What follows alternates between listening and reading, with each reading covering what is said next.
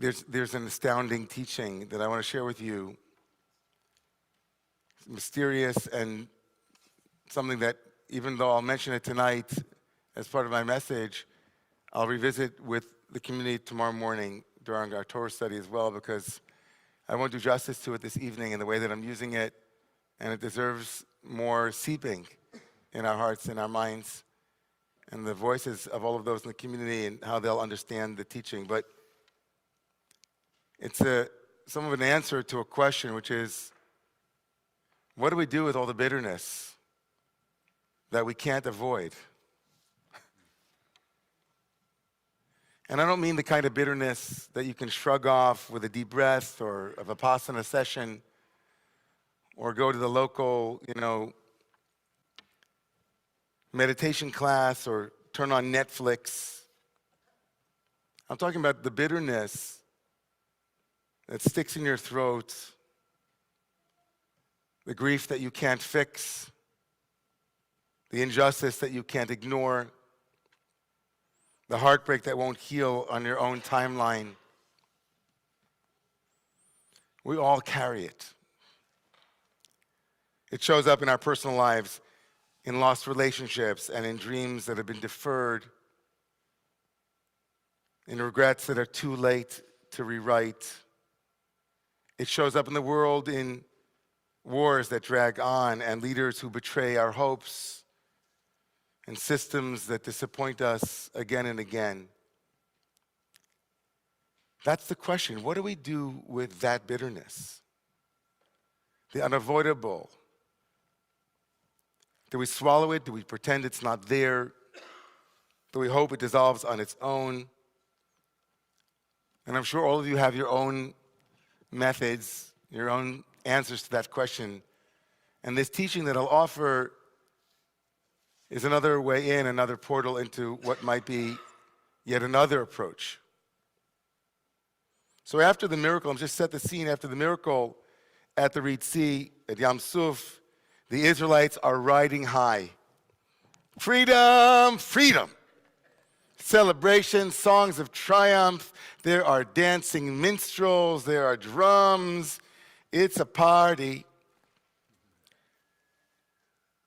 But just 3 days later, reality sets in when the Israelites, who have just, of course, walked through water, go looking for water and find nothing but bitter water. They stumble into a place that the Bible calls, the Torah calls it Mara. Marata, Mara is the name. Mara means the bitter place. And there's no mayim, no water, because they're marim, they're bitter. So in this situation with these bitter waters, undrinkable as they are, they cry out to God, which is, of course, their usual way. Vayilonu, they complain, and then they cry out to Moshe, and Moshe cries to God. Vayitzak el Adonai, and Moshe calls out to God, Vayoreu eitz. Vayashlech el hamayim, vayimteku hamayim. Sham samlo chok u'mishpat, v'sham nisau. God, Vayorehu. God shows him the word Vayorehu. It's not Vayirah, like the word to see, lirot. He shows him a tree, and Moshe throws this mysterious tree into the waters, and what happens? What happens? The waters become sweet. The sweet waters. Just take that in. Because wood is bitter. Not all wood, but bitter. Wood is bitter. God shows Moshe a piece of wood, a bitter piece of wood, and says, throw the bitter into the bitter, and it will make it sweet. God sweetens the bitter with the bitter. The solution to the bitterness was not sugar, although notwithstanding Mary Poppins.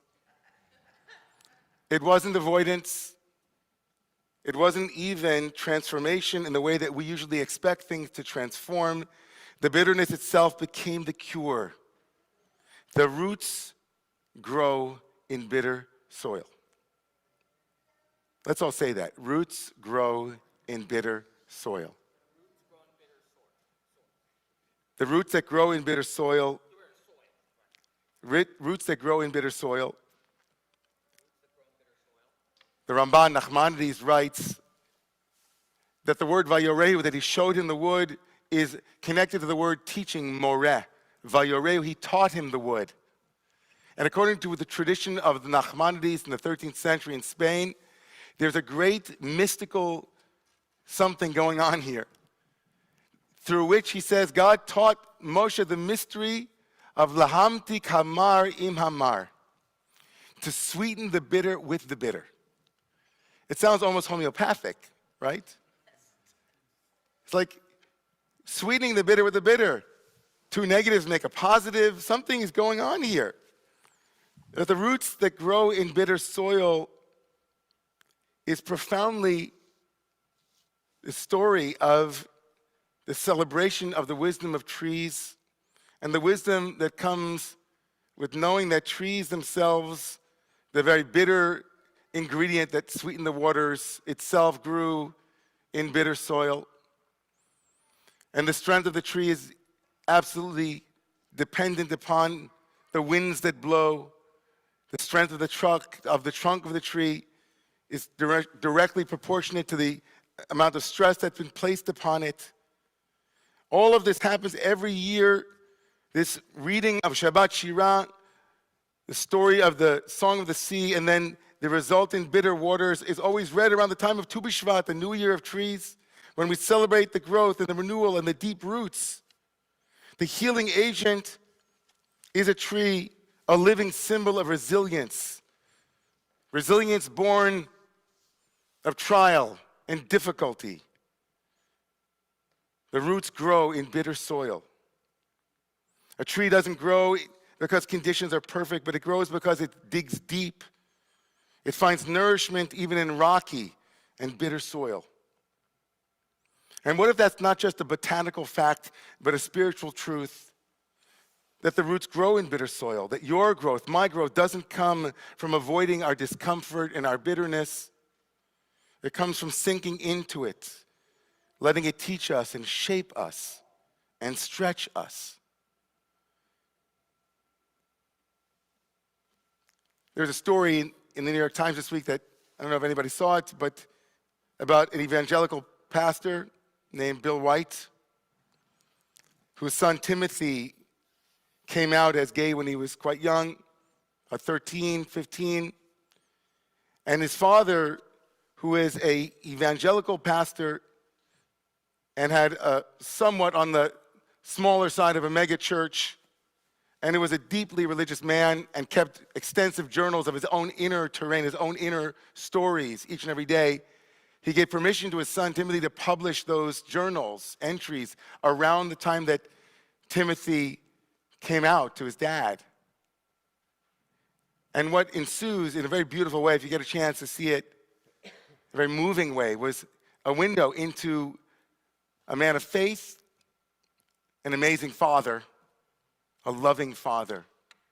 And more importantly, for the bitter, is someone who didn't walk away from the discomfort that revelation gave him, but stayed with it, even though things got more and more bitter, and he knew they would be. He knew that as he wrestled with his love of his son and reconciling his faith and his theology, the inerrancy of Scripture and what it means, and feeling God calling him into a relationship of love with his son and his newfound identity.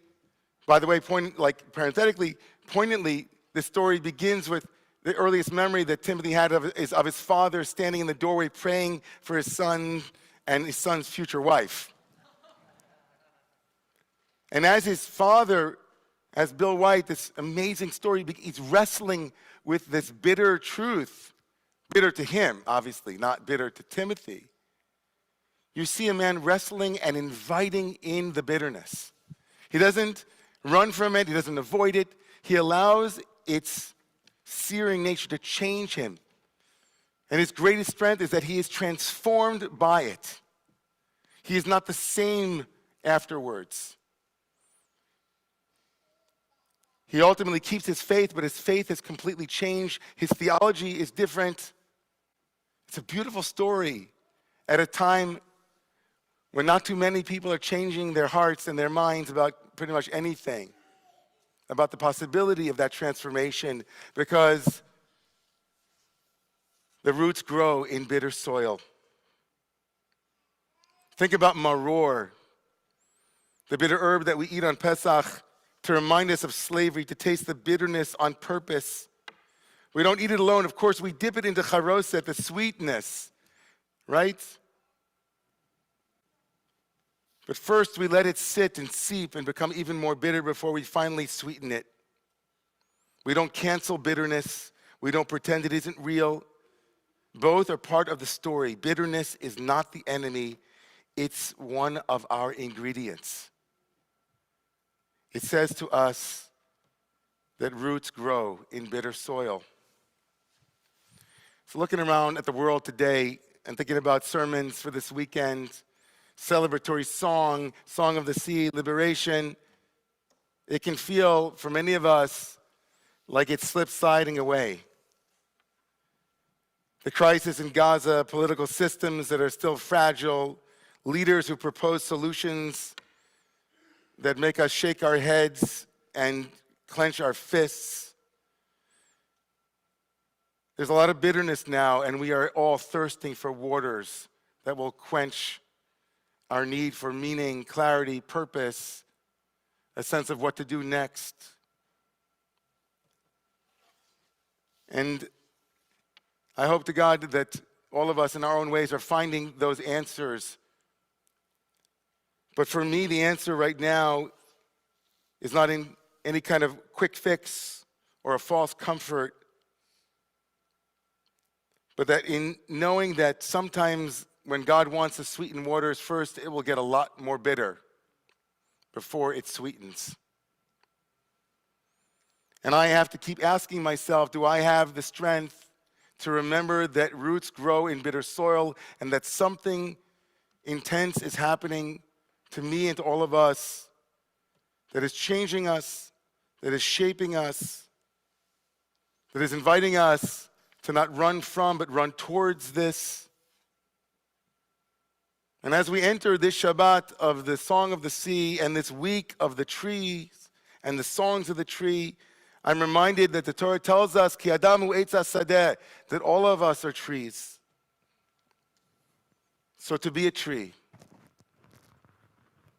to be rooted in both joy and heartbreak at this moment, to be rooted in success and struggle, to remember that my roots, even if I can't see it at this moment, are growing in bitter soil. That's what it feels like to me at this moment to be a man of faith, to be a person of faith. I'd be remiss not to be, as I've always been for 18 years here in the shul, very transparent. And in that way, hoping that we're all together as humans, struggling in our own ways and succeeding in others. I couldn't stop thinking about this teaching of having bitterness used to add to bitterness for sweetness to emerge when I was driving this week to see a family member that I love very much who struggles and is struggling. And how often that thought comes into my mind, what is the point of this bitterness that he, they, we have to endure? And there's a danger in this perspective. At what point is it too bitter? At what point do you say, you know what, I'm waiting for it to sweeten, and I've been waiting for 50 years? At what point do you say, you know what, enough with the bitter on the bitter. That's the way you work in the world, God.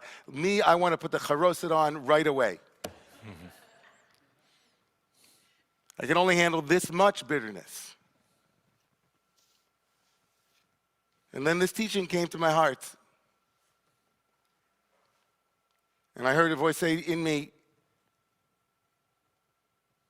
that one of the ways that God works in the world is to help us hold that bitterness that won't go away, that unavoidable bitterness, is not to take it away, but to deepen it for a while so that we have a greater capacity, a stronger trunk, that we become in some way more rooted more clear in what our convictions are, more resolute in what we must fight for and protest for, that it sharpens this blade and makes us more available to be agents of liberation, agents of justice, agents of goodness and peace. So what will you do with the bitterness that you've been given? I hope that you won't run from it. I hope that you won't drown in it either. But I hope, most of all, that you will root in it, because roots grow in bitter soil. I'm so curious if some of you will come tomorrow morning as I share this teaching and its many different expressions through the last some 1,500 to 2,000 years in the rabbinic sources. And maybe you'll add your Torah to how adding the bitter sometimes to the bitter deepens and sweetens